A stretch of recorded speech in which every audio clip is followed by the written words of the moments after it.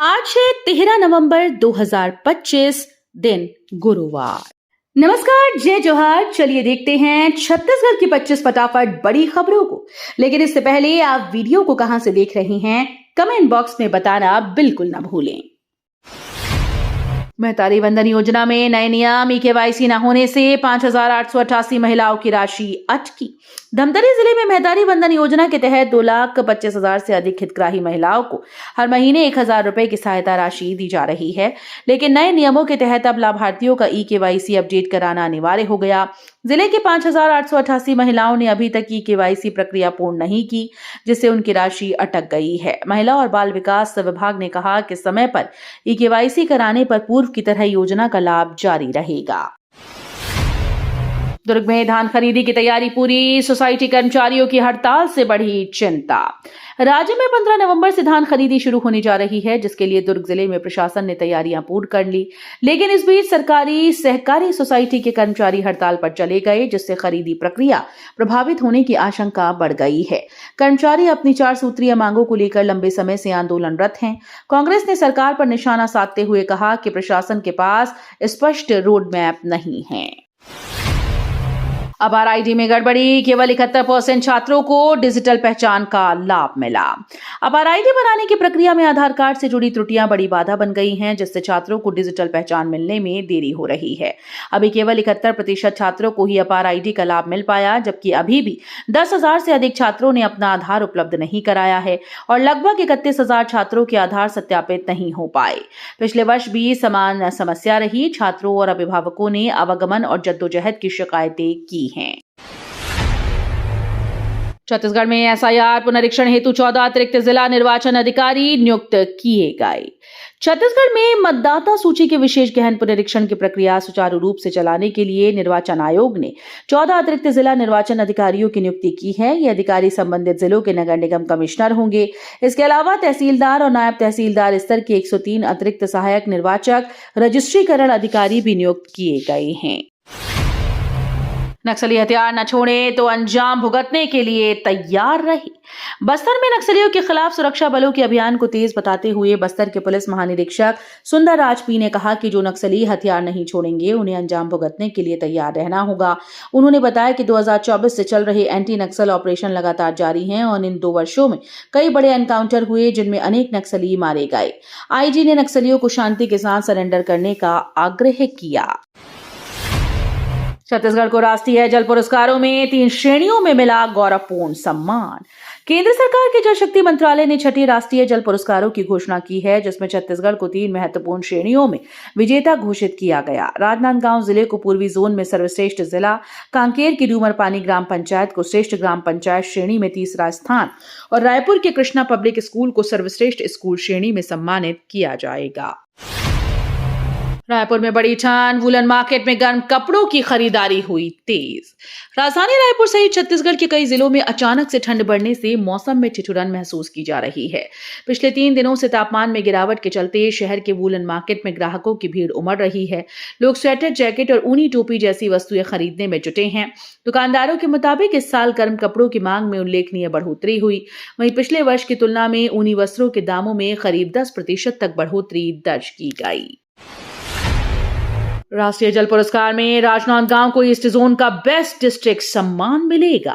जल शक्ति मंत्रालय भारत सरकार ने राष्ट्रीय जल पुरस्कार 2024 के विजेताओं की घोषणा की। छत्तीसगढ़ के राजनांदगांव जिले को देश के ईस्ट जोन में बेस्ट डिस्ट्रिक्ट श्रेणी में प्रथम स्थान के लिए चयनित किया गया। जिले में जल संरक्षण, संवर्धन, जनभागीदारी पर आधारित सतत प्रयासों के उत्कृष्ट परिणाम के लिए ये सम्मान दिया जा रहा है। ये पुरस्कार 18 नवंबर 2025 को राष्ट्रपति द्रौपदी मुर्मू के द्वारा प्रदान किया जाएगा।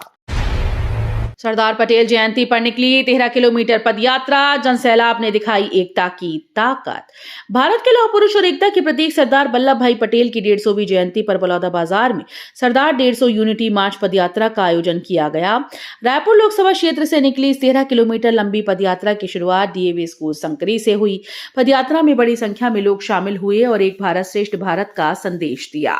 कार्यक्रम के दौरान प्रतिभागियों ने एक पेड़ मां के नाम लगाकर पर्यावरण संरक्षण और मातृ सम्मान का संदेश भी दिया। दुर्ग में बड़ी ठंड, सार्वजनिक स्थलों पर अलाव की व्यवस्था की गई। छत्तीसगढ़ में शीतलहर का असर तेज हो गया है, जिससे कई जिलों में तापमान लगातार गिर रहा है। दुर्ग जिले में ठंड बढ़ने के कारण तड़के सुबह और देर रात सड़कों पर सन्नाटा छा जाता है। बढ़ती ठंड से लोगों को राहत देने के लिए जिला प्रशासन ने विशेष कदम उठाए। प्रशासन के निर्देश पर नगरीय निकायों और ग्रामीण क्षेत्रों के सार्वजनिक स्थानों पर अलाव जलाने की व्यवस्था की गई। वहीं ठंड से प्रभावित मरीजों की संख्या अस्पतालों में बढ़ने लगी है। कोंडागांव में बस्तर ओलंपिक 2025 की शुरुआत मंत्री केदार कश्यप ने रखी आधारशिला। कभी नक्सल प्रभावित रहा कोंडागांव अब खेल प्रतिभाओं का केंद्र बन रहा है। जिले में बस्तर ओलंपिक 2025 का भव्य आगाज किया गया। कार्यक्रम का शुभारंभ विधायक लता उसेंडी ने दीप प्रज्वलित कर किया, जबकि वन मंत्री केदार कश्यप ने नए वन मंडल भवन की आधारशिला रखी। आयोजन बड़ी कनेरा रोड पर किया जा रहा है, जिसमें जिले भर के खिलाड़ी भाग ले रहे हैं। इस अवसर पर कलेक्टर नुपुर राशि पन्ना सहित जनप्रतिनिधि मौजूद रहे। विधायक लता सेंडी ने खिलाड़ियों के साथ रस्साकशी खेली और तीरंदाजी में भी हाथ आजमाया। बीजापुर में मोतियाबिंद ऑपरेशन में लापरवाही, 9 मरीजों को इन्फेक्शन, जांच टीम गठित। बीजापुर जिले के जिला अस्पताल में मोतियाबिंद ऑपरेशन के बाद लापरवाही का गंभीर मामला सामने आया। 24 अक्टूबर को हुए ऑपरेशन के बाद 9 मरीजों की आंखों में संक्रमण हो गया, जिससे उनकी देखने की क्षमता प्रभावित हुई। Civil surgeon doctor Ratna Thakur ने मामले की पुष्टि करते हुए बताया कि सभी मरीजों को तत्काल रायपुर के डॉक्टर भीमराव अंबेडकर अस्पताल रेफर किया गया है। दुर्ग पुलिस ने खरीदे 2 ड्रोन, अब सुरक्षा और ट्रैफिक पर रहेगी पैनी नजर। दुर्ग पुलिस ने आधुनिक तकनीक का सहारा लेते हुए 2 ड्रोन खरीदे हैं। इनका इस्तेमाल शहर में सुरक्षा, ट्रैफिक कंट्रोल और आपदा प्रबंधन में किया जाएगा। पुलिस लाइन दुर्ग में ड्रोन का डेमो आयोजित किया गया, जहां दुर्ग रेंज आईजी राम गोपाल गर्ग और एसएसपी विजय अग्रवाल ने खुद ड्रोन उड़ाकर इसकी कार्यप्रणाली देखी। अधिकारियों का कहना है कि ड्रोन की मदद से निगरानी और भी सटीक होगी, जिससे अपराधों पर लगाम लगाने में मदद होगी। रणजी ट्रॉफी में मयंक वर्मा का धमाल, 121 रन ठोक छत्तीसगढ़ को दिलाई जीत। बीसीसीआई रणजी ट्रॉफी के ग्रुप डी मुकाबले में छत्तीसगढ़ ने शानदार प्रदर्शन करते हुए पुडुचेरी को 10 विकेट से हराया। टीम की इस जीत के नायक रहे मयंक वर्मा, जिन्होंने ताबड़तोड़ बल्लेबाजी करते हुए नाबाद 121 रन बनाए। उनकी शतकीय पारी ने छत्तीसगढ़ को टूर्नामेंट में पहली जीत दिलाई।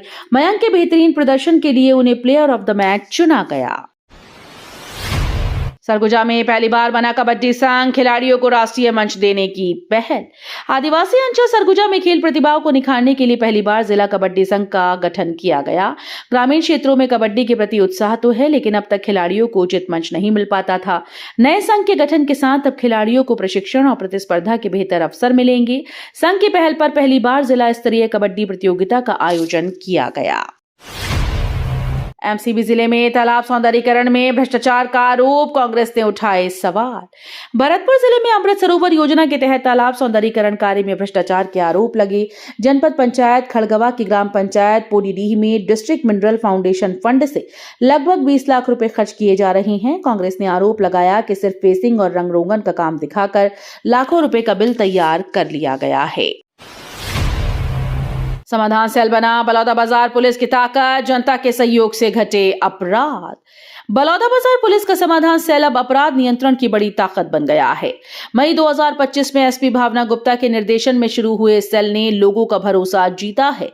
पिछले 1 साल में 443 शिकायतें दर्ज हुई, जिनमें से 94 मामलों में एफआईआर दर्ज कर 54 आरोपियों पर त्वरित कार्रवाई की गई। आम नागरिक अब अवैध शराब, जुआ सट्टा और मारपीट जैसी घटनाओं की सूचना सीधे पुलिस तक पहुंचा रहे हैं। बलौदाबाजार में प्रशासन की बड़ी कार्रवाई, 350 कट्टा अवैध धान जब्त।